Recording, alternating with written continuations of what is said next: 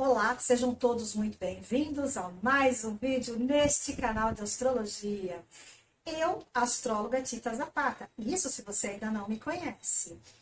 Astrologia em foco. Por quê? Porque o foco sempre será trazer para você uma explicação simplificada do céu que nos envolve, deste movimento todo que acontece entre os luminares, porque na astrologia Sol e Lua são luminares, os planetas, os planetoides, os asteroides, enfim, é uma gama aí de informações.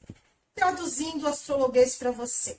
E como eu coloquei no último vídeo postado, eu estaria falando sobre Plutão, um pouco mais da questão de Plutão agora, no dia 20 de janeiro, chegando à energia de Aquário, e também o posicionamento de Plutão no mapa de cada um de vocês.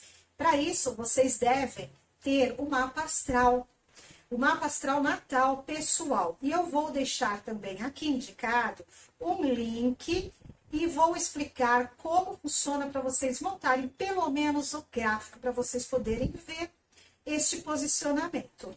Então vamos lá começar o vídeo de hoje? E claro, hein? Se você não me segue, esse é o momento de você se inscrever. Não esqueça de apertar o sininho, porque aí você recebe os vídeos que eu vou postando ao longo das semanas. Vamos lá. Plutão. Plutão é uma energia de poder, manipulação, submundo, inframundo. Plutão é o escuro. Plutão é Hades, o deus do inframundo. Tanto Plutão quanto o Hades. Depende muito da mitologia grega ou romana. É interessante entender um pouco sobre esses aspectos através da mitologia. E eu vou fazer isso muito rapidinho. Por quê? Porque eu tenho aqui um outro vídeo, em algum lugar você vai achar o card, e também na descrição deste vídeo, onde eu já falo um pouco de Plutão em Aquário. Eu vou acrescentar a mitologia, porque eu acho que é tão simples as pessoas entenderem através desses arquétipos mitológicos. Vamos lá. O princípio, não tão princípio assim, porque eu não vou voltar tão atrás, porque senão esse vídeo fica longuíssimo. Nós temos Urano, que é o deus do céu, com Gaia, Mãe Terra. Eles têm os seus filhos, entre eles Saturno ou Cronos. Uranus, ele é destronado por Saturno, porque Urano, ele era totalmente livre, ele era totalmente inovador, ele não tinha atenção para a esposa e a família. Então, a esposa, junto com os filhos, principalmente Saturno ou Cronos, ela faz um complô com esse filho para que se destrone Uranus. E entra Saturno neste contexto de ser aquele que vai mandar nos deuses. Acontece que Urano prevê para Saturno que com ele aconteceria o mesmo. Também os seus filhos o destronariam. O que acontece? Saturno, quando réia, que tem os filhos, ele faz o quê? Ele engole esses filhos. Só que, quando chegou a vez de Júpiter, ela entregou para Saturno uma pedra enrolada numa manta e criou Júpiter na ilha de Creta, escondido, até que ele chegasse a um tempo, a uma idade em que ele pudesse tomar uma atitude contra o pai. Ele recebe ajuda e, através de algumas ervas que ele entrega ao pai, uma poção, ele acaba colocando para fora, vomitando todos os seus irmãos já adultos. Entre esses irmãos estão quem? Netuno, que se torna o rei dos mares, e Plutão, que se transforma no deus do inframundo. E quem comanda todo o reinado dos deuses é Júpiter ou Zeus. Isso aqui é uma introdução rapidinha para você entender este jogo de poder do que está oculto, do que chamamos de inframundo, daquilo que está abaixo do que nós podemos ver. Então, sendo a figura que vai reinar o inframundo, onde estão os mortos, ele passa a ter essa simbologia de sombras. Ele se oculta, ele é bastante escorregadio, ele é bastante introspectivo. Nós podemos falar de Plutão como inconsciente e inconsciente coletivo. Enfim, compreendendo um pouquinho a mitologia, a gente tem uma noção de como funciona isso na nossa psique. Como é que funciona isso no nosso grupo, no nosso planeta? Em questão de energia, de movimento. Este Plutão, ele passa de Capricórnio, onde ele esteve desde 2008, de novembro de 2008, até dia 20 de janeiro de 2024. Lá em 2008, quando Plutão chegou ao signo de Capricórnio, juntinho com ele, é Lilith. Ela está numa conjunção um pouquinho atrás, ela está a 26 graus, mas Lilith é aquele princípio feminino que não aceita o domínio de um aspecto masculino tóxico, de um aspecto masculino que tira todo o seu poder de feminino, que coloca a mulher abaixo e ele acima. Lilith não aceita isso. Ela vem numa luta, numa guerra, para retornar o quê? A um papel de igualdade. Eu não vou entrar aqui no conceito de Lilith, mas em algum lugar aqui você vai encontrar o vídeo onde eu explico Lilith. E aliás, eu falo de Lilith agora no signo de Virgem. Retomando. Então, Plutão esteve em Capricórnio, que é um signo de terra, um signo de materialização e de extremo poder, porque Capricórnio costuma concentrar o seu poder, ele quer chegar ao mais alto padrão financeiro, ele quer ser o presidente da empresa, ele tem esse clamor de trabalho.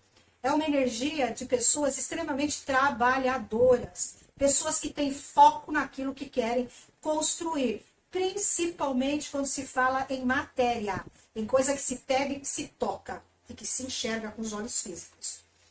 Já quando este Plutão passou por todo esse processo, trabalhando com as nossas questões de finanças, de autoridade, de poder, veja o que aconteceu com o planeta de 2008, que foi o ano da última grande depressão financeira, aquelas bolhas imobiliárias na Europa, nos Estados Unidos.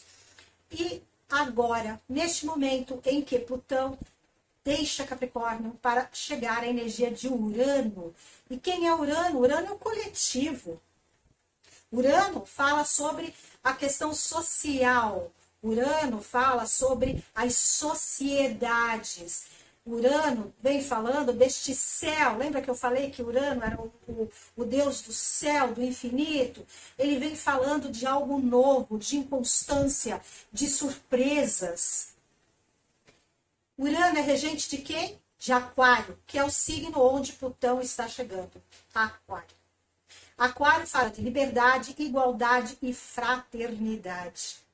Só que nós só vamos atingir estes elementos no seu ponto de luz mais para frente. Porque quando Plutão chega na energia do signo de Aquário, ele vem fazendo o quê? Cortando a segurança. Ele vem com uma foice na mão. Ele corta, ele tira, ele transforma, ele transmuta. Tudo que Plutão toca, ele traz dor. Ele traz peso. Por quê? Porque você tem que deixar algo que você tem de concreto, mas você não quer deixar desse concreto, por mais que seja, é aquilo que você conhece. E Plutão diz, é necessário libertar-se desses pesos e entender que as transformações são inevitáveis. É forte, muito forte. Plutão, ele já esteve em Aquário em 2023 por um breve período. Ele voltou em Capricórnio, ele entrou em março de 2023 em Aquário, mas quando ele chega em 11 de junho de 2023, ele volta a Capricórnio. E ele faz ali uma passagem de alguns meses. Por quê? Porque ele só está saindo agora no dia 20 de janeiro, voltando a Aquário. E durante este ano de 2024, ele faz uma última passada em Capricórnio, muito rápida, porque ele vai ficar apenas do dia 2 de setembro até o dia 19 de novembro. E a partir daí, serão 20 anos nesta energia aquariana.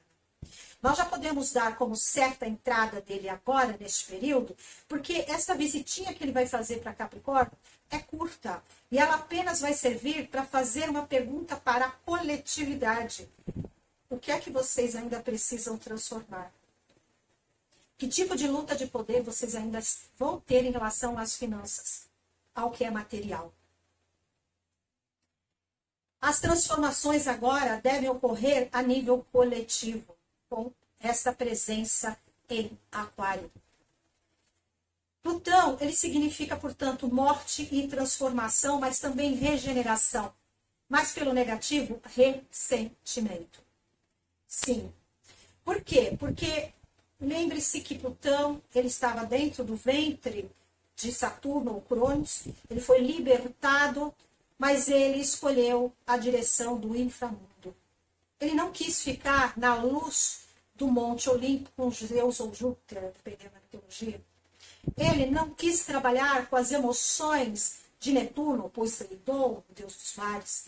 Ele quis trabalhar com as grutas do inconsciente. Ele quis trabalhar com as almas que vão fazer o processo de reencarnação. Esse processo de movimento. Plutão, portanto, ele tem aquele lado obscuro, mas é um obscuro extremamente poderoso. Plutão, ele também tem a questão da manipulação. E aqui vai uma outra breve apresentação mitológica, porque Plutão, como deus do inframundo, ficando no escuro, ele fica ali. Quando ele sobe para a Terra, para o Olimpo, para conversar com seu irmão Zeus, ele é flechado pela flecha de Cupido, que é a flecha do amor. E o primeiro ser que ele vê é Perséfone, que é filha de Ceres, Deméter. E aí o que acontece? Ele rapta Perséfone, leva para o inframundo e deixa para ela a opção de ficar ou não. Como assim? Quando você passa pelo rio do Tártaro, se você chega no inframundo e você não se alimenta, você tem uma chance de poder sair, retornar. Mas se você se alimentar ali, você vai ficar para sempre. E ele faz e deixa um banquete maravilhoso para Perséfone. E ele vai fazendo o quê? Que é uma outra característica de Plutão? Trabalhando com a sensualidade. Ele vai conquistando através da sexualidade. E ele vai trazendo aquela sensação de desejo a uma jovem pura como Perséfone. Perséfone se sente totalmente atraída por aquele jogo sensual e ela vai e come 3 uvas, dizendo que ela pretende permanecer com Plutão ali. Mas, o que acontece? Na Terra, Deméter, ou Ceres, é a deusa que traz a primavera e o verão, portanto, toda a fecundação. O sol, o brilho de 6 meses do ano.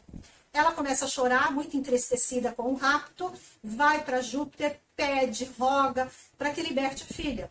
Júpiter não pode fazer isso. Por quê? Porque ele deu o comando do inframundo para o irmão. Mas ele vai conversar, chama Plutão, conversa com ele. E aí Hades pensa, volta e pergunta para sua esposa Perséfone se ela gostaria de voltar. E Perséfone diz que quer ficar com ele, mas que tem muita saudade da sua mãe. E aí o que ele faz? Ele faz um acordo com Perséfone. 6 meses você passa ali, ao sol, junto com a sua mãe. E 6 meses você passa aqui, embaixo da terra, junto comigo. Daí surgem as 4 estações. A mitologia nos ajuda a entender este processo todo. Perséfone é um exemplo desta menina luz pura, que acaba conhecendo o poder, a manipulação e a sexualidade, e se transforma numa mulher poderosa, conhecedora também do seu poder, do seu feminino sagrado. É um outro exemplo, tanto quanto Lilith. Mas voltando aqui, então, Plutão, Hades, com esses aspectos de manipulação para as finanças, para a sexualidade, e as finanças em questão de poder, a sexualidade ou qualquer outro tipo de poder, ele traz para Aquário toda esta energia de algum tipo de mudança coletiva e social. Algo tem que mudar. Pode ser que no princípio, nesse processo da entrada de Plutão em Aquário, ele venha trazendo a necessidade de romper estruturas materiais, estruturas inclusive financeiras. Vamos olhar aí como que vai estar ocorrendo em questão ao sistema financeiro capitalista, esse capitalismo que nós estamos vivendo hoje, para onde ele vai andar. Lembre-se que lá em 2008 foi um grande processo recessivo. O que acontece agora, nesse momento? Qual a mudança que esse processo dentro do capitalismo vai trazer? Também nós estamos vendo o quê? O que é que representa Saturno? Não é poder concentrado na mão de um ou de poucos? Que é o que nós estamos vivendo neste momento no mundo. Eu não vou entrar aqui em aspectos de ficar falando sobre o que está acontecendo, porque aí precisaria de sei lá quantas horas. Mas vamos prestar atenção nas guerras, as principais guerras deste momento. É tudo questão financeira e de poder. Aliás, as guerras sempre foram isso, né? Mas estamos em um momento em que está tão claro para a sociedade e quais são os caminhos de transformação que isso vai gerar. Se Urano, Aquário, que Urano rege Aquário, então nós sempre vamos trazer a energia de Urano aqui também nesse processo. Se Aquário, que indica essa liberdade, igualdade e fraternidade, está vivendo um momento de questões de poder, como trabalhar com o poder, imagina que nós teremos aí nos próximos 20 anos. Também as questões que podem acontecer na própria crosta terrestre. Por quê? Porque isso pode ser indicação de muitos tremores de terra, terremotos, maremotos que acontecem, né, no subsolo dos mares, que provocam tsunamis, desmoronamentos, problemas na questão financeira do planeta, nos sistemas financeiros, questões de bancos também, enfim. Vamos discorrendo isso ao longo dos próximos vídeos, para que este aqui fique mais concentrado. Junto com Plutão, chegando em Aquário, quem está? O próprio Sol, o deus Hélio. Sol é o nosso ego, é o nosso eu. Eu preciso ser vista, eu tenho que brilhar. Sol rege Leão, é o signo que vem indicando pessoas que querem estar também nos altos cargos, porque é representação da realeza. Mas pessoas com grande coração, pessoas que tendem a auxiliar aos demais quando elas são reconhecidas. Sol junto com Plutão, adentrando na energia de Aquário, eles estão juntíssimos. O Sol passa por Aquário todo ano. São 30 dias do ano em que ele está em Aquário. Isso é comum e corriqueiro, mas não é comum e corriqueiro ele fazer essa entrada no signo de Aquário, que vai representar os próximos 20 anos, junto com Plutão. Então ele vem trazendo o quê? Um momento em que nós, como seres humanos, vamos estar atentos às nossas próprias sombras, porque o nosso ego, o nosso eu, a nossa vontade de reconhecimento vai estar iluminando essas sombras. Num primeiro momento, como essa conjunção acontece certíssima, ainda nos últimos minutinhos de Capricórnio, está representando o que nós enxergamos quanto à nossa questão material. Como somos, de uma forma, ao que temos, ao que possuímos, ao que construímos. Mas logo em seguida, com a passagem do Sol em Aquário e Plutão também passando para Aquário, ainda continua essa conjunção, claro que já no processo de separação. Vamos estar falando sobre o quê? Nós vamos estar falando sobre a questão do coletivo. Tudo que eu acabei de falar, agora expresso das sombras como coletivo, as nossas sombras pessoais no mapa de cada um de nós e as sombras que serão apresentadas em questões coletivas e sociais. Quando eu falo coletivo, pode ser o grupo que você pertence, pode ser o país ao qual você pertence, nasceu ou você vive, pode ser também a questão, por exemplo, do Oriente e do Ocidente. É amplo. O coletivo é o planeta Terra e toda a expressão de vida que está aqui nessa Mãe Gaia, nessa Terra. E o Sol e Plutão ficam conjuntos exatamente em Capricórnio, últimos minutinhos, às 10 horas e 57 minutos. Porque às 11 horas e 8 minutos, o Sol chega ao reino de Aquário. E Plutão vai fazer isso 21 horas e 51 minutinhos. E um outro fato importante que mexe com todo esse processo, que é a Lua. A Lua está no signo de Touro, na sua fase crescente, E ela faz o quê? Ela faz um trígono, que é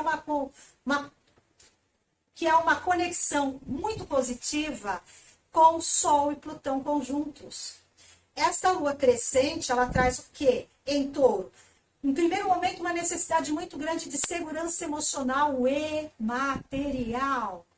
Mas ela compreende esse processo de iluminar as sombras, que é o inconsciente, porque a lua também representa o nosso inconsciente, a nossa ancestralidade, o nosso passado. E quando ela chega a Gêmeos, ela vai estar trazendo o quê? A questão da comunicação, a questão de como pensamos, de como nós vamos traduzir estas emoções da Lua, dessa crescente emocional, com como nós vamos fazer essas transformações através do quê? Da iluminação das sombras, tanto a nível pessoal quanto a nível coletivo. Veja que este sábado é um dia importantíssimo. Sim. Quem faz conexão com este processo todo de forma positiva é Netuno. E se você se lembrar da explanação que eu fiz aqui a respeito da mitologia, Netuno é o outro deus que passa a reger, a comandar as águas do oceano, Poseidon, que fala sobre as infinitas possibilidades, os diversos mundos, a nossa conexão com outras dimensões, nossos sonhos, ilusões, mas também uma questão de vista. Aqui, numa conexão extremamente positiva, tanto com a Lua quanto com o Sol e com Plutão. Veja como este Plutão vem com tamanha importância neste período. E existem aí pessoas que falam muito sobre extremas catástrofes, como se fosse algo apocalíptico, e não é assim. Vão acontecer transformações? Sim. Será doloroso para muitos essas transformações? Sim. Mas isto não significa que é um momento apocalíptico. Simplesmente é para a evolução tanto do homem quanto da própria Terra. A Terra está evoluindo e o homem, nós como seres, também temos que passar por esta evolução. E esse é um dos marcos desse processo de crescimento evolutório. Deste crescimento através da evolução. Eu percebi que este vídeo ficou muito longo, então eu vou terminar este vídeo aqui. Vou deixar você pensando um pouquinho, assistindo aquele primeiro, que é curtinho, da entrada de Plutão em Aquário. Também assistindo o de Lilith, para você entender o que significa a energia de Lilith e como ela está hoje. E eu vou estar apresentando para você já um segundo vídeo, onde eu vou trazer o quê? Plutão nas casas astrológicas. E te mostrar como você faz, como você levanta o teu gráfico astrológico. Avisando que para isso você precisa do seu horário de nascimento. Tudo bem, se você não tiver, também vou te dar uma dica. Se você ainda não me segue, não esquece, se inscreva. Por favor, ajude esse canal a crescer. Clique na sinetinha, senão você não recebe o próximo vídeo. E também comente, compartilha. Diga o que você acha disto. Diga se você entendeu, se você precisa de mais alguma explicação. Estou aqui para efetivamente ajudar você a compreender todo este movimento e todo este processo. Até já!